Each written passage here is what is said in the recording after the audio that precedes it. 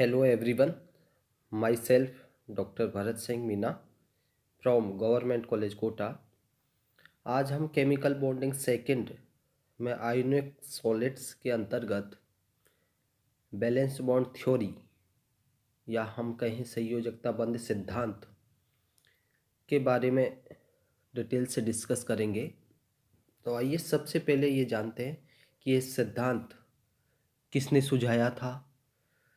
धात्विक बंध का यह मॉडर्न सिद्धांत पॉलिंग ने सुझाया था और पॉलिंग के अनुसार धातु परमाणुओं के मध्य अनुनाद करने वाले कोवेलेंट बॉन्ड के रूप में धात्विक बंध की प्रकृति समझाई जा सकती है। अगर हम उदाहरण के तौर पर देखें तो लिथियम का अगर इलेक्ट्रॉनिक विन्यास आप देखेंगे तो इस प्रकार से आपको दिखाई देगा। लिथियम का जो एटॉमिक नंबर है वो 3 और इसका कॉन्फ़िगरेशन इलेक्ट्रॉनिक आप देखेंगे तो 1s2 और 2s1। जो बाह्यतम कोश है उसमें केवल एक इलेक्ट्रॉन है, अर्थात हम ये कह सकते हैं कि इसके पास केवल एक संयोजकता इलेक्ट्रॉन है, जिससे यह एक समय में केवल एक ही परमाणु के साथ सहसंयोजक बंध बना सकता है। अब प्रश्न यह उठता है कि फिर यह शेष 7 परमाणुओं के साथ किस प्रकार बंध बनाएगा। पॉलिंग ने इसका जो आंसर दिया वो यह दिया कि लिथियम का प्रत्येक परमाणु क्रम से अपने चारों तरफ के सब परमाणुओं के साथ सहसंयोजक बंध बनाता है और इस प्रकार कई जो अनुनादी संरचनाएं बनती हैं। एक दो विमीय सतह में लिथियम के 4 परमाणुओं के मध्य का बंध वह अनुनाद कुछ इस प्रकार से आपको दिखाई देगा। देखिए आप यहाँ ये लिथियम और इस प्रकार से भी ये बंध बना रहा है और फिर ये अनुनादी संरचनाओं के रूप में इस प्रकार से भी बंध बना रहा है और इस प्रकार से भी बंध बना रहा है। ये जो संरचना है वो शुद्ध सहसंयोजक हैं और इस प्रकार का जो अनुनाद होता है उसे सिंक्रोनाइज्ड रेजोनेंस या तुल्यकालिक अनुनाद कहते हैं। इस अनुनाद के आधार पर लिथियम का स्थायित्व कम होना चाहिए, जबकि लिथियम एक स्थायी धातु है। इसे समझाने के लिए पॉलिंग ने अनसिंक्रोनाइज्ड रेजोनेंस की अवधारणा दी, विषमकालिक अनुनाद की अवधारणा दी। उन्होंने कहा कि अनुनाद में निम्न प्रकार की आयनिक संरचनाएं भी भाग लेती हैं। देखिए किस प्रकार से यहाँ पर लिथियम और इस प्रकार से इनकी लिथियम की आयनिक संरचनाएं, ये लिथियम प्लस और ये लिथियम माइनस। तो उन्होंने जो इसके स्थायित्व के लिए जो रीजन दिया तो वो दिया कि इसकी जो आयनिक संरचना है वो भी रेजोनेंस में पार्टिसिपेट करती हैं। अब आयनिक संरचनाएं बनने की प्रक्रिया उन्होंने निम्न प्रकार से समझाई। उन्होंने कहा माना कि 2 लिथियम के परमाणु हैं। कौन से? एक तो है लिथियम ए और दूसरा है लिथियम बी। दोनों का जो इलेक्ट्रॉनिक विन्यास है वो उन्होंने इस प्रकार से बताया 1s2 2s1 और p के तीनों ऑर्बिटल वैकेंट। 2s और 2p कक्षकों की ऊर्जाओं में बहुत कम अंतर है। यदि लिथियम ए एक इलेक्ट्रॉन त्याग दे और लिथियम बी उस इलेक्ट्रॉन को 2ps कक्षक में ग्रहण कर ले तो दोनों का जो विन्यास है वो इस प्रकार से होगा। लिथियम प्लस का क्या हो जाएगा 1s2, क्योंकि 2s1 का एक इलेक्ट्रॉन उसने त्याग दिया है, और लिथियम बी का जो इलेक्ट्रॉनिक विन्यास है वो हो जाएगा 1s2 2s1 और 2px1, क्योंकि जो लिथियम ए ने इलेक्ट्रॉन त्यागा वो लिथियम बी के 2px कक्षक में चला गया। अब आप देखेंगे कि लिथियम बी के पास 2 युग्मित इलेक्ट्रॉन हो गए, एक तो s में और एक p में, जो 2s और 2p कक्षकों में है। ये दोनों कक्षक क्या करेंगे, संकृत होकर 2 sp कक्षक बना लेंगे और 2 लिथियम परमाणुओं के साथ सहसंयोजक बंध बना सकते हैं, क्योंकि s और p के पास 2 अयुग्मित इलेक्ट्रॉन है तो 2 सहसंयोजक बंध बना सकते हैं। अगर हम विषमकालिक अनुनाद की सभी संरचनाओं का बनना आसानी से समझाया जा सकता है, किसके आधार पर, उपर्युक्त विषमकालिक ये विषमकालिक संरचनाएं हैं, इनका अनुनाद के माध्यम से बनना आसानी से समझाया जा सकता है। इनमें जो बचे हुए रिक्त कक्षक होते हैं उन्हें धात्विक कक्षक या मेटालिक ऑर्बिटल्स कहा जाता है और इन्हीं कक्षकों में से विद्युत धारा के इलेक्ट्रॉनों को ग्रहण करके विद्युत का चालन करते हैं।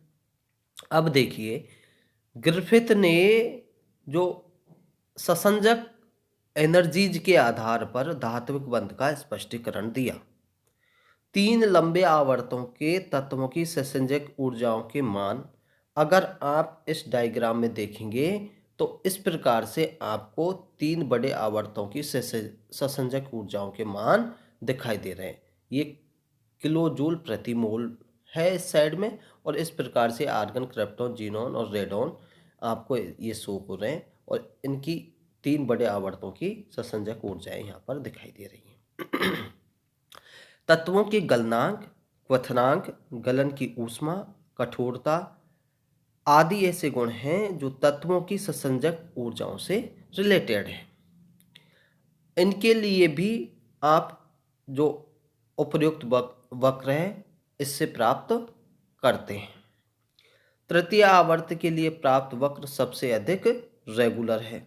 ससंजक ऊर्जाएं अर्थात प्रति परमाणु धात्विक बंधों की संख्या सीजियम से टंगस्टन तक बढ़ती जाती है और फिर मरकरी तक घट जाती है। देखिए, सीजियम से टंगस्टन तक तो बढ़ रही है और बाद में ये मरकरी पर आके घट जाती है। मरकरी के बाद फिर लेड तक बढ़ती है और उसके बाद घटते हुए रेडॉन पर शून्य हो जाती है। ये देखिए, ये मरकरी पे घटी और ये लेड पर बढ़ गई और रेडॉन पर ये शून्य हो गई। ग्रिफिथ ने जो इसका स्पष्टीकरण दिया वो यह दिया कि धात्विक बंध में d तथा s इलेक्ट्रॉन प्रयुक्त होते हैं और जब परमाणु में d तथा s कक्षकों के समस्त इलेक्ट्रॉन पेयर्ड हो जाते हैं, जैसे आप मरकरी में, तो उसके बाद धात्विक बंध में s तथा p कक्षकों का प्रयोग होता है। इस प्रकार अधिकतम सहसंयोजकता उस समय होती है जब d तथा s कक्षक में अधिकतम 6 अयुग्मित इलेक्ट्रॉन होते हैं। जब d कक्षक पूर्ण रूप से भरा हुआ होता है तब अधिकतम सहसंयोजकता उस समय होती है जब s व p कक्षक में अधिकतम 4 अयुग्मित इलेक्ट्रॉन विद्यमान होते हैं। ठीक है। इसके आधार पर किसी समूह की प्रवृत्ति को भी समझाया जा सकता है। एक समूह में नीचे वाले तत्वों के लिए d तथा s कक्षकों की ऊर्जा में समानता रहती है जबकि s व p कक्षकों की ऊर्जा में अंतर होता है। अतः किसी समूह के बाद वाले तत्व DNS संकरण से प्रबल बंध बनाते हैं जबकि समूह के प्रारंभिक तत्व आपके SPN संकरण से दुर्बल बंध बनाते हैं। अब आप देखिए, ये चीज आपको क्लियर समझ में आ गई कि किस प्रकार से इनका प्रबल बंध और दुर्बल बंध बनता है। अब इन धारणाओं के आधार पर धातुओं के चुंबकीय गुणों की व्याख्या नहीं की जा सकती।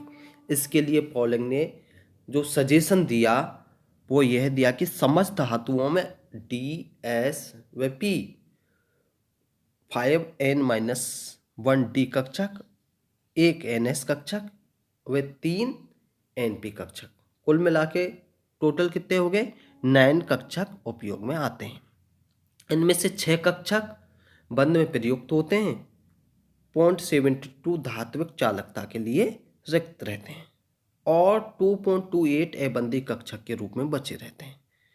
0.72 कक्षक प्रति परमाणु एक एम्पिरिकल वैल्यू है जिसका तात्पर्य यह है किसी क्षण समस्त परमाणु का इलेक्ट्रॉनिक विन्यास तुल्य नहीं होता।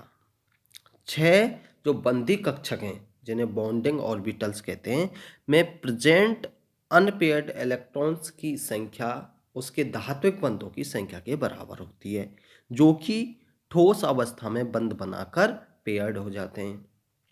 और नॉन बॉन्डिंग ऑर्बिटल्स में प्रेजेंट अनपेयर्ड इलेक्ट्रॉन की संख्या से उसके जो मैग्नेटिक कैरेक्टर्स का डिटर्मिनेशन होता है। ये इलेक्ट्रॉन ठोस अवस्था में भी अयुग्मित ही बने रहते हैं, जिससे इनका जो पैरामैग्नेटिज्म में योगदान उतना ही रहता है।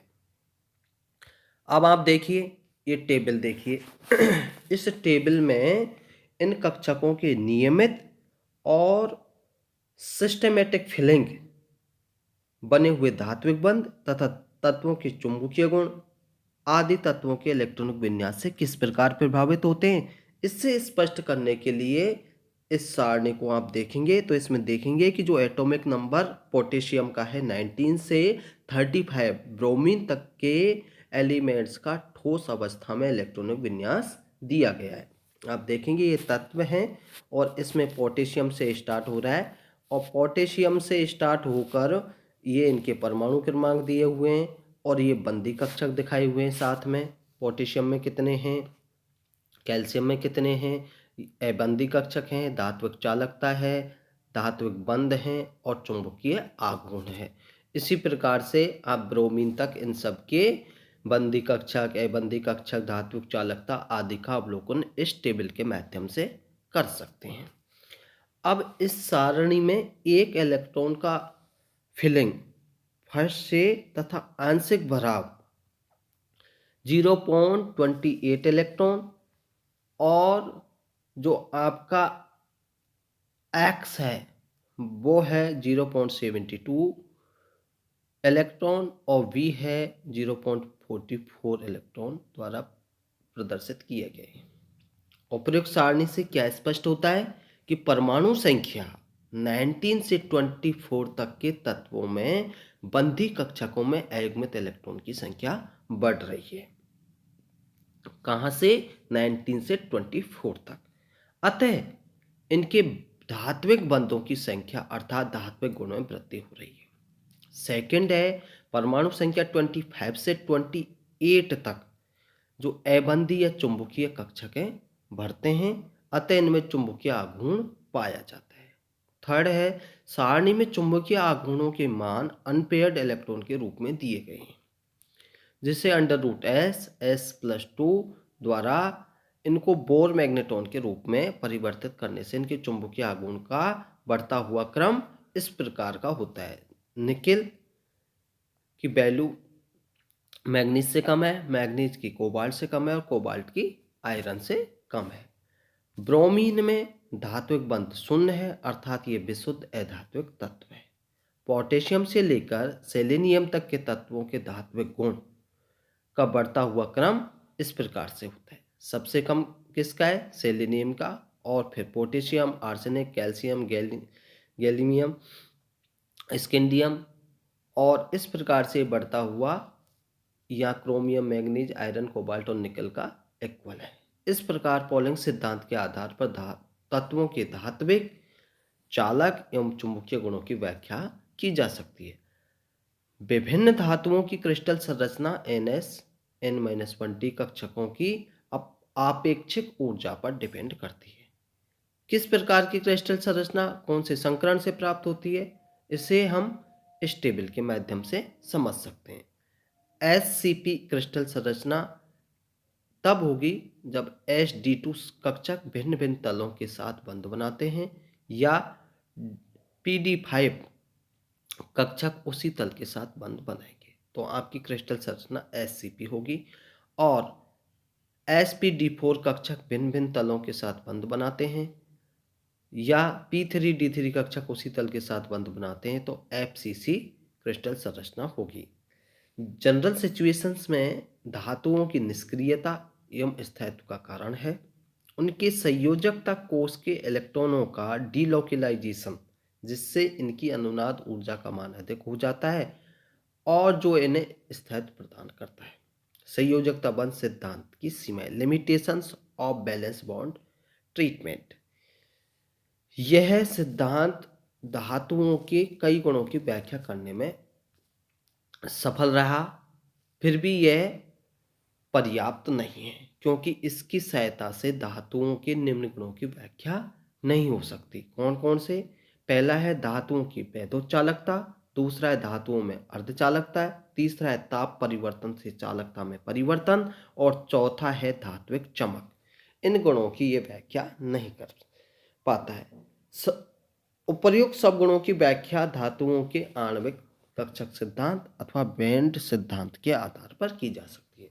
जिन सिद्धांत की व्याख्या संयोजकता बंध सिद्धांत के आधार पर नहीं की जा सकती, उन सब की व्याख्या आणविक कक्षक सिद्धांत या बैंड सिद्धांत के आधार पर की जा सकती है। Thank you.